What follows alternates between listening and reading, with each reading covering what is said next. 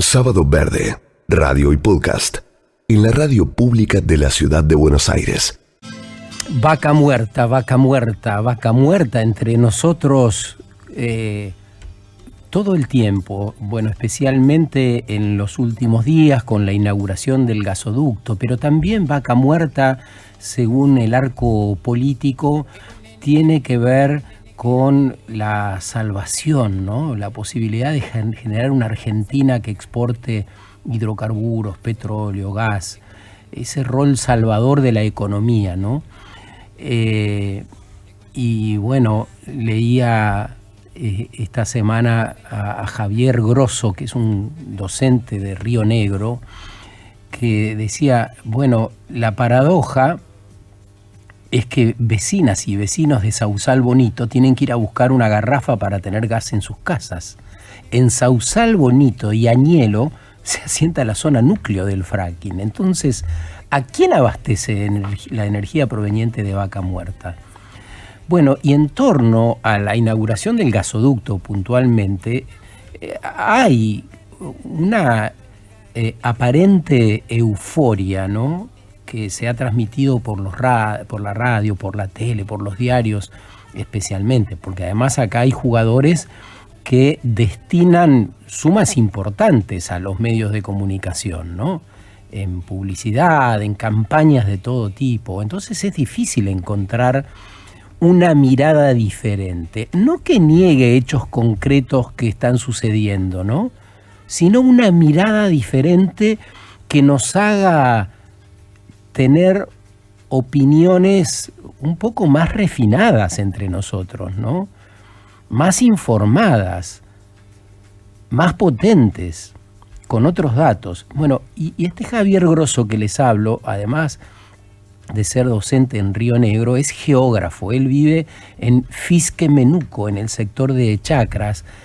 Javier dibuja mapas donde figuran las fracturas hidráulicas, los pozos de agua, las zonas sísmicas, los ríos, los sumideros donde van las aguas residuales en Vaca Muerta. Y nos pareció bueno saber de eso. ¿Dónde está el lugar? ¿Quiénes viven ahí? ¿Con quiénes cohabitan a partir del fenómeno de Vaca Muerta? ¿Qué implica el fenómeno de Vaca Muerta? ¿Es la resultante de qué? ¿Qué hubo antes? ¿Qué acuerdos hubo que hacer para que se desate Vaca Muerta? Bueno, y Fisque Menuco es lo que todo el mundo conoce como General Roca. Ahí está Javier Grosso para que se identifiquen y puedan ubicarse mejor. ¿Cómo está, Javier? Buen día. ¿Qué tal, Sergio? Buen día para vos, para toda la gente ahí que te acompaña. Bueno, ¿por dónde andás? ¿Qué estás viendo por tu ventana a esta hora? El suelo congelado, hace frío por aquí. Ahí hace frío en serio, ¿no? Sí, está todavía acá, no ha subido el sol y empieza a clarear, pero está con un fresquito hoy, creo que de unos 4 bajo cero, 4 bajo cero, sí. Pero un fresco patagónico, es más seco, más... Quienes lo padecemos acá, en realidad sufrimos mucho más el frío cuando nos acercamos a provincia de Buenos Aires, a esos fríos húmedos. Eso. Y se tolera bastante, pero claro, sí, una mañana fresquita y que tiene muy buena pinta. Bueno, desde ahí nos habla nuestro entrevistado de hoy, Javier Grosso. Javier, a mí me parece interesante arrancar por saber producto de qué es Vaca Muerta. ¿Qué pacto tuvo que haber para que empiece a desarrollarse todo eso que vamos a completar en un rato acá con sus características? Sí. Y Vaca Muerta es el producto de una tendencia global hacia la escasez de hidrocarburos convencionales, aquel hidrocarburo fácil de obtener, con el que vos llegabas con una perforación y el petróleo brotaba a borbotones, el petróleo que hace más de 100 años en Comodoro Rivadavia brotaba de un pozo de 80 metros de profundidad nomás. Bueno, ese petróleo en el mundo se ha ido agotando, en Argentina ya está muy agotado ese petróleo y gas. Entonces Vaca Muerta es esa búsqueda de nuevos horizontes, de ir a buscarle al subsuelo hidrocarburos que ya no son de tan fácil acceso y que la única forma de sacárselos es el fracking. Vaca Muerta es esta nueva forma de producir, una técnica exportada por Estados Unidos, desarrollada por ellos, que le garantizó el autoabastecimiento en la fuerte crisis del 2008, y a partir de ahí toda una serie de relaciones que bien ibas describiendo, que implican territorios en la Patagonia donde las relaciones de poder se están reconfigurando. Es decir, acá juegan otros.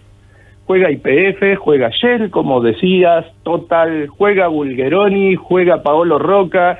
Todo ese escenario es el que se empieza a sintetizar en esta Vaca Muerta que está llamada a equilibrar las cuentas fiscales del país, pero que empieza a generar consecuencias no muy abordadas, que son un poco las que investigamos nosotros. Esto que decías, está saliendo el gas que va a ir por el gasoducto Néstor Kirchner, pero que ya va por otros gasoductos, pero los vecinos y vecinas de esos sectores, con estos fríos que te estoy comentando, no tienen gas que llegue por una cañería a sus casas, sino que tienen que comprar una garrafa mucho más cara, menos rendidora, etcétera. Desde ese plano es de donde nosotros vamos poniéndole miradas a Vaca Muerta, una mirada quizá no tan hegemónica como otras, y más sobre los efectos ambientales. Vaca Muerta está en Neuquén, pero también está, o hay que considerar que está cerca del Río Negro, que pasa en parte de La Pampa, en Mendoza. No hay límites provinciales para esta formación geológica. Y vos hacés mapas. ¿Qué relación hay entre el cauce de los ríos y la explotación por medio del fracking? Bueno, los ríos son los que proveen del agua al fracking. El fracking quizás le suena por haberlo escuchado, por ahí cuando lo empezás a analizar un poquito más, cuando hablamos de fracking estamos hablando de ir a sacarle a la roca base, a la roca madre, ir a sacarle con químicos, con arenas silíceas y con agua ese hidrocarburo. Entonces, en un solo pozo podés llegar a utilizar 120 millones de litros de agua para fracturar. Entonces, necesita estar cerca de los ríos. Acá se da toda esa coincidencia. Una muy buena disponibilidad de agua.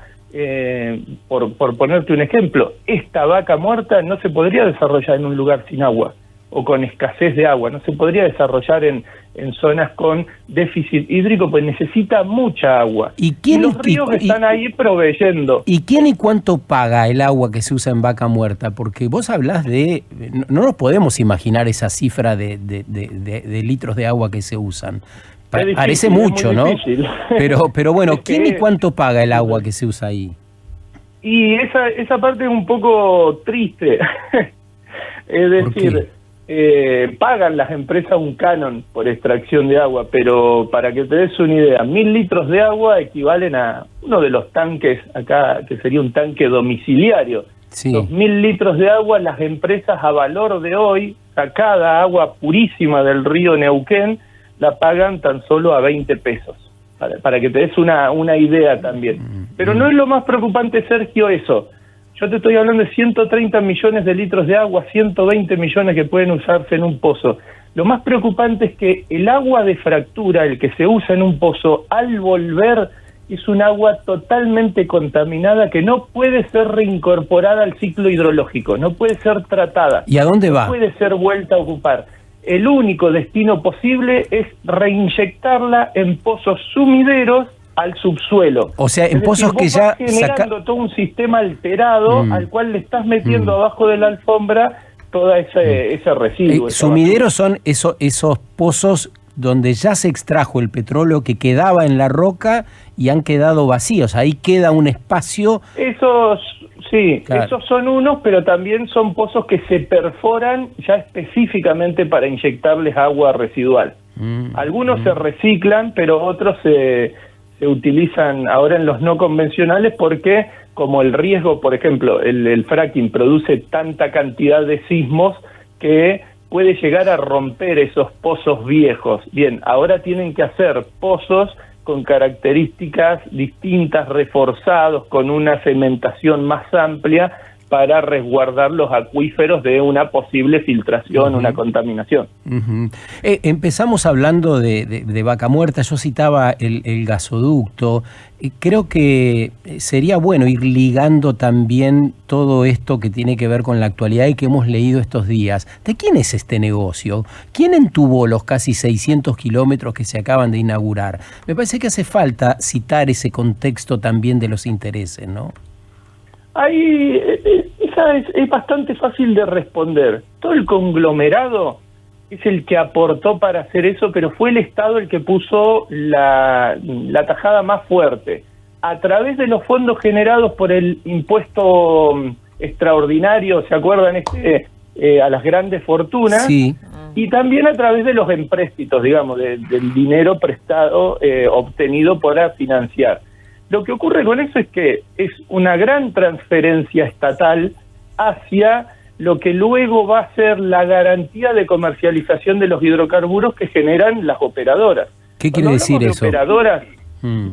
Cuando hablamos de operadoras estamos hablando de Paolo Roca, que es el dueño de Techin, de Bulgeroni, que es el dueño de Pan American Energy, de Vila Manzano, que son los dueños de Kilwer, de Midling, que es Pampa Energía, Shell, Total, es decir, toda esta transferencia de recursos les va a generar a todas estas compañías ingresos cada vez mayores y un Estado que en las nuevas leyes, tanto de gas licuado como de exportación, les va dando mayores garantías de no tener retenciones a las exportaciones, de cada vez más beneficios. La pregunta que vos haces, ¿a quiénes realmente beneficia? Le está beneficiando a un conglomerado empresarial que tiene también a YPF dentro de toda esa parte, pero que genera una concentración de riquezas en parte en manos de estas empresas que están haciendo a Argentina, en comparación con otros países de Latinoamérica, el país que menos renta capta de los hidrocarburos. Ese es el escenario hoy y el escenario ambiental, si se quiere, viene de la mano de cuantos más ductos tengas, más fracking vas a hacer. Sí. Entonces vas a generar cada vez mayor cantidad de residuos. Decías, en Sausal Bonito y en Añelo no hay gas, es decir, tenés que tener una garrafa con lo que cuesta eso, una garrafa, digamos, para poder calentarte, por ejemplo, en tu casa. Pero entonces, ¿a quién abastece? ¿A quién abastece la energía que viene de Vaca Muerta? ¿A quién va a abastecer? No, bueno, la calefacción que están usando ustedes es de Vaca Muerta, digamos. Abastece al sistema energético nacional, a la industria nacional y a todo el aprovisionamiento de gas del país. ¿Y eso no es un beneficio? Un país que aún... ¿Cómo? ¿Eso no es un beneficio?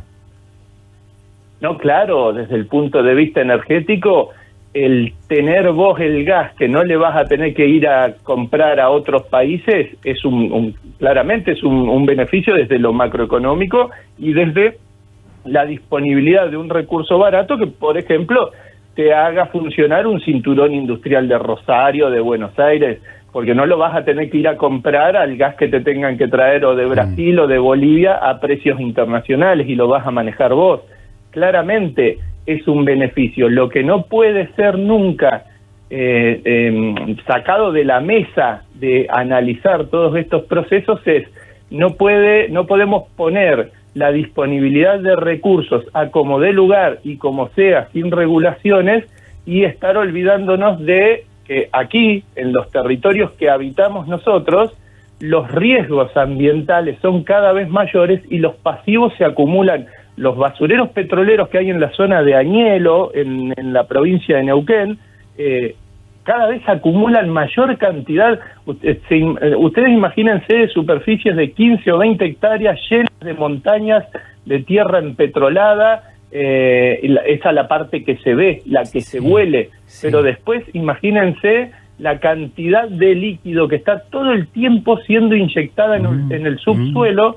Imagínate el día que esas napas puedan llegar a contaminar los acuíferos superficiales o que pueda incluso contaminar algunos de los ríos que que proveen de agua a todo el sistema productivo acá de la Patagonia. Ese escenario es el que nosotros también queremos poner en esa discusión, porque cuando inmediatamente se dice, mira, Vaca Muerta nos viene a resolver la macroeconomía, sí, claro, pero ¿qué es lo que vos estás generando? Un territorio en el cual dentro de 20, 30 años no vas a poder tener ningún otro tipo de actividad y el petróleo se va a terminar, las compañías se van a ir y los pasivos van a quedar acá, porque es un poco la dinámica de los hidrocarburos a nivel global. Tanto Chevron como Total como Shell son empresas que en otros países han tenido conflictos ambientales o han generado procesos de deterioro ambiental brutales y que han sido eximidos de culpas por los propios contratos que firman los estados y que les permiten hacer cualquier cosa y disponer libremente de las valijas cuando lo quieran hacer.